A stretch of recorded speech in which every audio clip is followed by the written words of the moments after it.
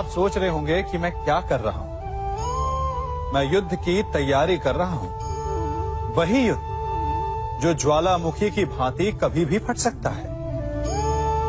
युद्ध वही जीतता है जो युद्ध में व्यतीत होने वाले समय से अधिक समय युद्ध की तैयारी में लगाए। जो योद्धा अभ्यास क्षेत्र में जितना अधिक समय दे, रणभूमि में उतना ही कम रक्त बहेगा। एक सामान्य लौह और तीखी तलवार में अंतर यही है कि एक तीखी तलवार को कड़ी अग्नि परीक्षा से होकर जाना पड़ता है, लौहकार की मार खानी पड़ती है। एक तलवार जितनी पीड़ा सहेगी, उसका वार उतना ही प्रबल होता है। इसलिए पीड़ा से घबराए नहीं, उसका सामना करें, उसका अभ्यास करें, क्योंकि यही अभ्यास जीवन के युद्ध में आपको विजयश्री बनाता है। जब मेघ छाते हैं तो क्या होता है? अंधकार छा जाता है। मेघ गरजते हैं, बिजलियां कड़कती हैं, वर्षा होती है। सभी पशु अपने आश्रय स्थल पर जाकर छिप जाते हैं। मनुष्य अपने घरों की ओर दौड़ते हैं और सभी पक्षी अपने घोंसलों में जाकर छिप जाते हैं। परंतु एक जीव है जो गरजते मेघों को, कड़कती बिजलियों को, भारी वर्षा को भी हरा देता है। वो जीव है बाज, क्योंकि वो समस्या की जड़ों से ऊपर उड़ता है।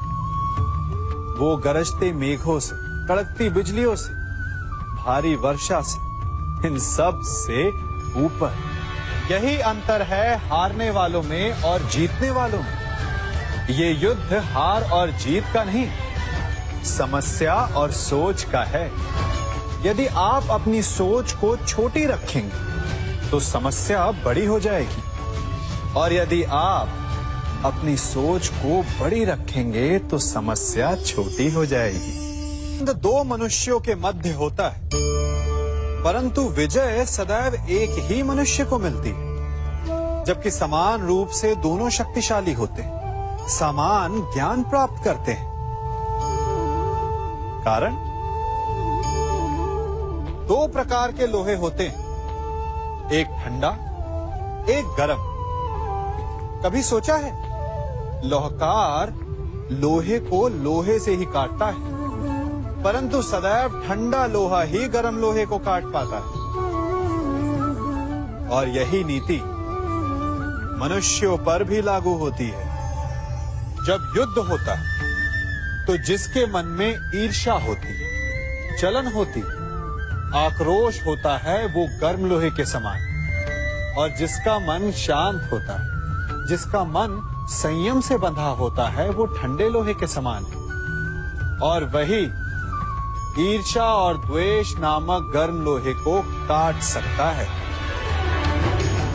इसलिए यदि जीवन के संग्राम में विजय प्राप्त करनी है तो अपने मन को शांत रखें, क्योंकि गर्म लोहे की भांति ईर्ष्या और क्रोध जैसे भाव को रखने वाला मनुष्य सदैव शांत स्वभाव के मनुष्य के समक्ष निर्बल है। शक्ति ईर्ष्या और क्रोध में नहीं, शांति और संयम में है। सभी बड़े सदा यही कहते आए कि यदि आगे बढ़ना है तो अपनों का साथ दो। सत्य कहते हैं, अपनों का साथ देना ही चाहिए, परंतु साथ देने से पूर्व ये अवश्य पहचान लेना चाहिए कि अपने हैं कौन। क्या अपने वही होते हैं जिनके साथ हमारा रक्त संबंध होता है, या अपने मित्र? अपने वो होते हैं जो हमें सद्कार्य के लिए प्रेरित करें, हमें आगे बढ़ाएं, हमारा साथ दें। और वो जिनका साथ देने से समाज का नाश हो, धर्म की हानि हो, वो सगे हो करके भी सगे नहीं होते। इसलिए जब अपनों की परिभाषा का चुनाव करें तो उन्हें अपना माने जो आपका साथ दे, उन्हें नहीं जो हमें अज्ञान के मार्ग पर ले जाएं। सीमा एक रेखा ही नहीं, एक परिभाषा भी है। सीमा हर किसी की होती है, प्रेम की, धैर्य की, मित्रता की और शत्रुता की भी। और जो सदैव सीमा में बंधे रहते हैं वो सामान्य मनुष्य बनकर रह जाते हैं, परंतु जो समय आने पर सीमा तोड़ देते हैं वही भविष्य बनाते हैं, क्योंकि सीमा केवल आपको मर्यादा में नहीं रखती, आपको बांधती भी है। अब ये आप पर, मुझ पर, हम सब पर निर्भर करता है कि ये जाने कौन सी सीमाएं हमें बांधती हैं और कौन सी सीमाएं शक्ति के नए मार्ग समक्ष लाती हैं। इसलिए सीमाएं तो जो कर सकते हो उससे अधिक करने का प्रयत्न करो, तभी नई सीमाएं बना पाओगे। भाग्य क्या है? जो आपने किया उसे भोगना भाग्य है, या जो आपके पूर्वजों ने किया उसका फल भाग्य है? नहीं, भाग्य वही है जो आपने किया, क्योंकि हर मनुष्य को अपने कर्मों के फल भुगतने होते हैं। इसलिए यदि जीवन में कुछ भी करें तो उस पर अपनी दृष्टि अवश्य रखें, क्योंकि आपके एक कर्म का फल आपका भविष्य बदल सकता है। हम वही बनते हैं जो हम चुनते हैं, क्योंकि वही हमारा भाग्य बनता है। मनुष्य सुंदरता से आकर्षित होता है, उससे प्रेम करता है और असुंदर को देता है। ऐसा होता है ना? क्या आप ऐसा नहीं करते? करते हैं। तो सुंदर और असुंदर की परिभाषा क्या है? इस आकर्षण और विकर्षण का कारण क्या है? कभी सोचा है? कभी सोचा है कि जिससे आप प्रेम करते हैं, जिसके प्रति आप आकर्षित होते हैं, अचानक से उसके लिए मन में वितृष्णा आ जाती है, और जिसके प्रति घृणा होती उसके लिए एकाएक आपके मन में प्रेम उमड़ आता है। कारण है दृष्टिकोण। क्योंकि सुंदरता आपके मन में होती है, आपके सोच में होती है, आपके दृष्टिकोण में होती है। इसीलिए किसी को कीचड़ में खिला हुआ कमल सुंदर लगता है और किसी को निर्मल चंद्रमा में भी कलंक का धब्बा दिख जाता है। यदि आपको सुंदरता अनुभव करनी, हर पल आनंद में रहना है, तो अपने दृष्टिकोण को सुंदर बनाएं और अपने आप सब कुछ सुंदर बन जाएगा। हम अपनी सोच और संसार की मान्यता के अनुसार अपने विचार बनाते हैं। जैसे सत्य कहना धर्म है, असत्य कहना पाप, सहनशीलता धर्म है और क्रोध करना अधर्म, उपकार करना, जीवों पर दया करना धर्म है और निष्ठुर होना अधर्म। परंतु क्या यही सत्य है? क्या कभी कभी परिस्थितियां इन आवेशों को उल्टा नहीं कर देती? करती। यदि इस संसार में कुछ धर्म है, कुछ पुण्य है, कुछ महान है, तो परिस्थिति के अनुसार चलना। जटायु स्मरण है आप सबको, वो जिन्होंने रावण पर क्रोध किया था, उस पर आक्रमण किया था। उस समय जटायु का क्रोध पाप नहीं था, धर्म था। इसीलिए अंत में उन्हें भगवान राम की गोद मिली। और कुछ ऐसे भी होते हैं जो धर्म को सहनशीलता समझकर हर अन्याय को सहते हैं और अंत में वो बाणों की शैया पाते हैं। यदि कोई पशु या व्यक्ति अकारण आक्रमण करके किसी निर्दोष के प्राण लेने की चेष्टा करे, तो उसके रक्षा हेतु उसका वध कर देना पाप नहीं, समय की मांग है।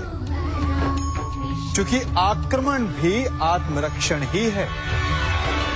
यदि किसी दुष्ट की सहायता करने से सामान्य मनुष्य को कष्ट पहुंचे, पीड़ा पहुंचे, तो उसे सहायता ना देना ही धर्म है।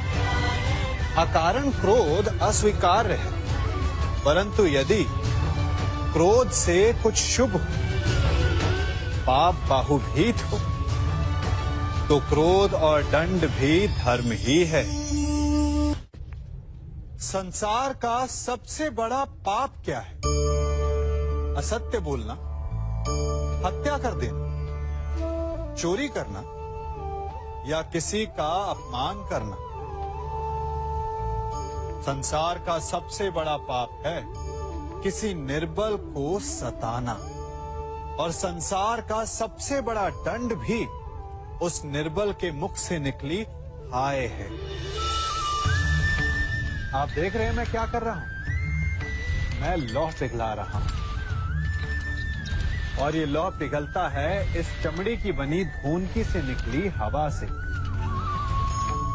तनिक सोचिए, एक मृत पशु की खाल से बनी धूनकी इतने कठोर लोहे को भस्म कर सकती।